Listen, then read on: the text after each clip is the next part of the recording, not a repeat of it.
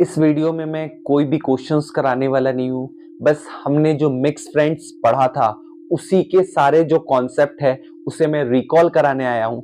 जानता हूँ इससे पहले भी हम बहुत अच्छे से प्रैक्टिस कर चुके हैं, फिर भी मैं इसीलिए बार बार आपको ये बार बार याद करा रहा हूँ क्योंकि मैंने बताया ही अभी, जो हमारा रूट्स होता है, रूट्स जितना ज्यादा स्ट्रांग होगा हमें फ्रूट्स उतना बेहतर मिलेगा।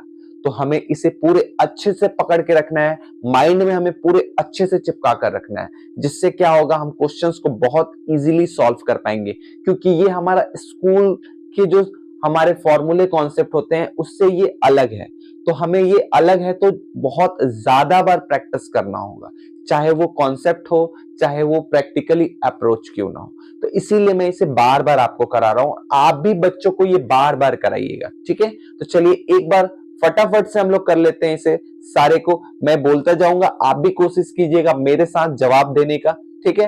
तो +6 की बात करें, मिक्स फ्रेंड के पॉजिटिव नंबर +6 की बात करें तो हमारे पास आंसर क्या होगा, आप बताइए पहले। जी हाँ, वेरी गुड, बहुत ही सही कहा आपने। क्या होगा, +10 -5 +1, वेरी गुड। +7 की बात करें तो बताइए जी, +7 की बात करेंगे तो +10 -5 +2। +8 की बात करें तो +10 -5 +3। एंड लास्ट वन +9 की बात करें तो +10 -5 और +4। ये हमारा मिक्स फ्रेंड का पॉजिटिव नंबर यहां पर समाप्त होता है। इसके बाद वाले में हम नेगेटिव्स करेंगे इस मिक्स फ्रेंड के, जैसा हमने स्मॉल फ्रेंड के पॉजिटिव एंड नेगेटिव्स किए, बिग फ्रेंड के पॉजिटिव एंड नेगेटिव्स किए, उसी तरीके से हम मिक्स फ्रेंड के भी पॉजिटिव और फिर अब आगे आने वाला जो हमारा है वो नेगेटिव्स करेंगे। ये जो हमारे 4 कॉन्सेप्ट्स हैं इसे आपको पूरे पकड़ के रखना है। क्या क्या, सबसे पहले हम डायरेक्ट का यूज करेंगे, उसके बाद हम स्मॉल फ्रेंड का यूज करेंगे, उसके बाद हम बिग फ्रेंड का यूज करेंगे, उसके बाद हम मिक्स फ्रेंड का यूज करेंगे। ये चारों जो हमारे फंडामेंटल्स हैं इसे बहुत अच्छे तरीके से बच्चों को समझाना है कि बाबू सबसे पहले आप चेक करोगे डायरेक्ट यूज कर पा रहे हैं कि नहीं। अगर डायरेक्ट यूज कर रहे हैं तो आगे बढ़िए, अगर नहीं कर पा रहे तो सबसे पहले हम स्मॉल फ्रेंड के पास जाएंगे, स्मॉल फ्रेंड को सॉल्व करेंगे। अगर वहां भी नहीं हो रहा है तो बिग फ्रेंड के पास आएंगे, उससे सॉल्व करेंगे। अगर बिग फ्रेंड भी नहीं हेल्प कर पा रहा है तो हम मिक्स फ्रेंड के पास आएंगे।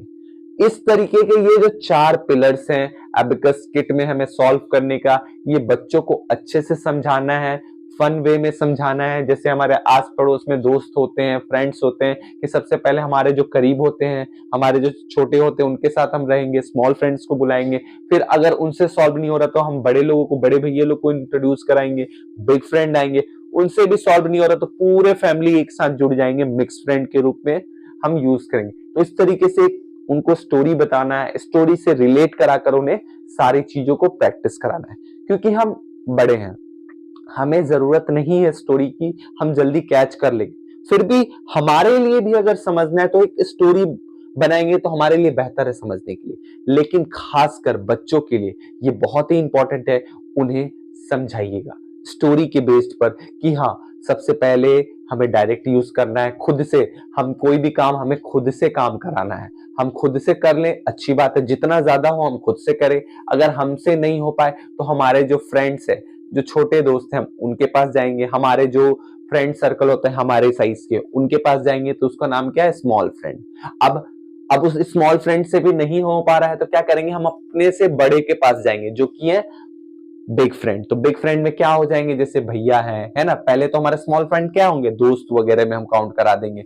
अब बिग फ्रेंड में हम किसको काउंट करा देंगे, जो हमारे भैया, चाचा, सॉरी चाचे तो हमारे आगे वाले में आएंगे। तो बिग फ्रेंड में हम भैया लोग को यूज करा देंगे कि हाँ, हमसे जो बड़े होंगे उनसे हम लोग सलाह लेते हैं ना, उस तरीके से हम बिग फ्रेंड को यूज करेंगे। एंड लास्ट जो मिक्स फ्रेंड है उसमें हमारे पापा आ जाएंगे, मम्मी आ जाएंगी, है ना, इस तरीके से, या फिर चाचा आ गए, चाची आ गई, तो वो सबसे बड़े हो गए, तो वो हमारा क्या आ गए, सबको ही फिर हमें सपोर्ट करने लगेगा। तो इस तरीके से हमें स्टोरी बनाकर बच्चों को समझाना है, जिससे उनके माइंड में समझ में आ जाए कि हाँ, ऐसे हमारे लाइफ बेस्ड में भी हम तो काम करते हैं। सबसे पहले हम काम करते सोचते हैं कि हाँ, होमवर्क हम पहले अपने से बना लेते हैं, अपने से नहीं बनता तो जो कोई मेरा दोस्त होता है या मेरा छोटा भाई होता है, हम उससे पूछ, छोटा नहीं बड़ा ही रहता है तो उससे पूछ लेते हैं कि ये कैसे बनेगा, ये नहीं हुआ तो उससे भी बड़े को जाकर पूछते हैं, उससे नहीं होता तो उससे भी बड़े को जाके पूछते हैं। इस तरीके से हम बच्चों को करा सकते हैं। अगर आपको कोई स्टोरी बनाना है तो आप इसमें स्टोरी भी ज्वाइंट कर सकते हैं जिससे बच्चों को ज्यादा इंटरेस्ट आए। तो ऐसा एक स्टोरी बना लीजिए कि मिक्स फ्रेंड है, सबसे पहले डायरेक्ट है, फिर स्मॉल है, फिर बिग है, फिर मिक्स है। इसके बेस पर एक स्टोरी बनाकर बच्चों को समझा सकते हैं।